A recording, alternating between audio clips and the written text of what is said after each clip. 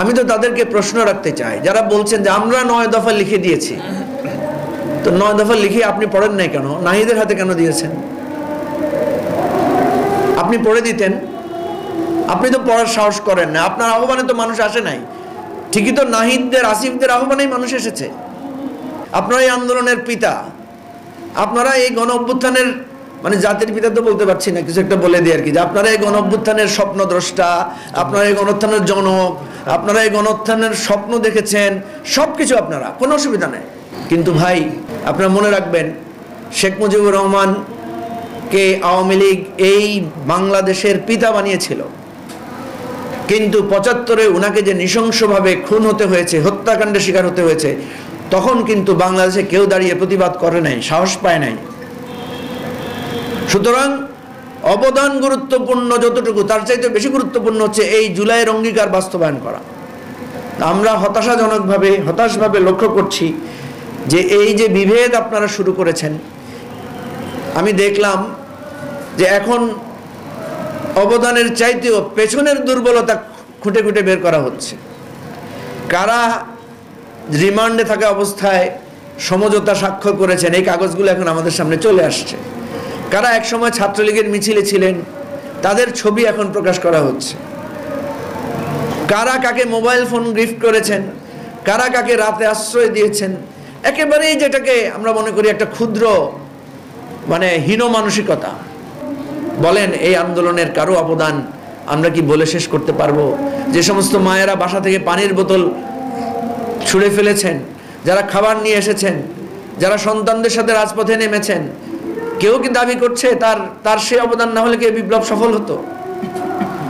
আচ্ছা বলেন, আবু সাইদ যে গুলি খেয়েছে সেই ছবিটা যে ক্যামেরাম্যান ধারণ করেছে, সে যদি ক্যামেরাটা ধারণ না করত, সেই ছবিটা যদি আমরা, সেই ভিডিওটা যদি দেখতে না পেতাম, আবু সাইদের গুলি খাওয়ার বর্ণনায় কি এই আবেগ আমাদের মধ্যে তৈরি হতো?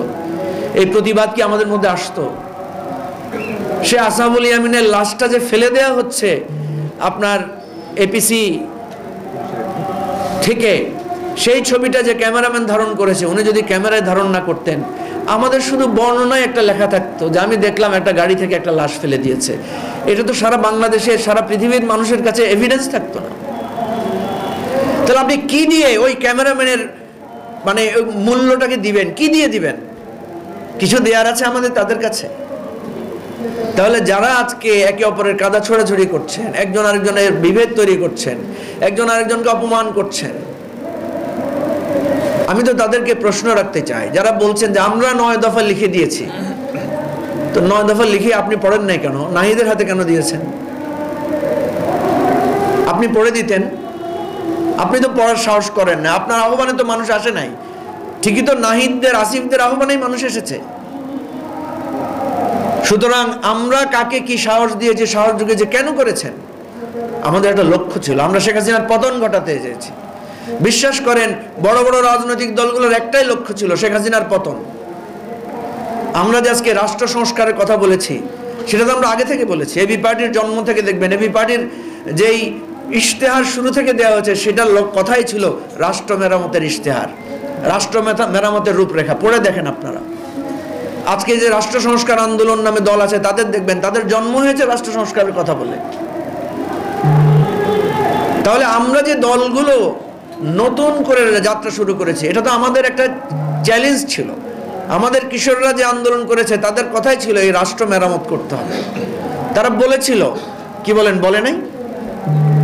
সেজন্য আমার অনুরোধ থাকবে, আমরা যে বিভেদ দেখতে পাচ্ছি, আমরা এটাতে খুবই শঙ্কিত। আমাদের অনুরোধ হচ্ছে, কালকে একজন উপদেষ্টা বলেছেন যে উনি 111-এর পদধ্বনি শুনতে পাচ্ছেন। আমরা তো 111 সচক্ষে দেখতে পাচ্ছি। আপনারা যে বিভেদ এবং মতভেদ জনিত, আপনাদের অনৈক্যজনিত যে ভুল পথে আপনারা হাঁটছেন, আমি তো পদধ্বনি না, আমি তো চোখের সামনে দেখতে পাচ্ছি যে আপনারা ধীরে ধীরে 111-এর দিকে এগিয়ে যাচ্ছেন। 2007 সালের ঘটনাটা স্মরণ করে দেখেন কি হয়েছে। সরকার ভুল করেছে, রাজনৈতিক দলগুলো ভুল করেছে, কেউ কারো বড়ত্ব, ইগো কম্প্রোমাইজ করে নাই, ফলে অনিবার্য 111 এসেছে। শুধু ষড়যন্ত্রকারীদের দোষ দিলে হবে না, নিজেদের আত্মপর্যালোচনা করতে হবে। সেজন্য আমরা আজকে দিয়েছি যে জুলাই অভ্যুত্থানের আত্মপর্যালোচনা। সুতরাং আমি বলছি, আপনাদেরকে সতর্ক করছি, আবারও বলছি, দেশবাসীকে সাক্ষী রেখে আজকে আপনাদেরকে সতর্ক করছি। শেখ হাসিনাকে আমরা সতর্ক করেছিলাম বারবার যে আপনাকে পালিয়ে যেতে হবে, আপনি এই দেশটাকে ধ্বংস করছেন, আপনি আওয়ামী লীগকে ধ্বংস করছেন, আপনি এই রাষ্ট্রকে শেষ করছেন। মনে নাই আমাদের ব্যারিস্টার ফুয়াদের সে বক্তব্য যেগুলো আপনারা বাজান, যে আপনাদের মাটি দেওয়ার, আপনাদের দাফন করার মাটি পাওয়া যাবে না, এই জন্যই তো আপনারা পালিয়ে গেছেন। আপনারা জানেন যে আপনাদেরকে এই মাটি কখনো গ্রহণ করবে না। বলেছিল যে আপনাদেরকে মানুষ বিদ্যুতের খুঁটির সাথে বেঁধে রাখবে, এগুলো তো সতর্ক করা হয়েছিল, এগুলো হুমকি দেওয়া হয়নি, এগুলো সতর্কতা বাণী ছিল আমাদের। তারা তো আমাদের সতর্কতা শুনে নাই।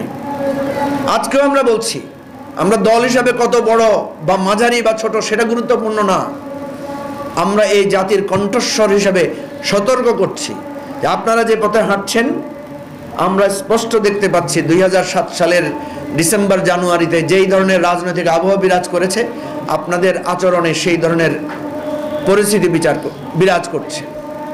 তাহলে সমাধান কি? সমাধান হচ্ছে আপনারা সমঝোতায় পৌঁছান, আপনারা নিজেদের ইগোকে সংবরণ করেন, আপনারা স্মরণ করেন আমরা 2 বছর আগে আমরা কোথায় ছিলাম, 1 বছর আগে আমরা কি অবস্থায় ছিলাম।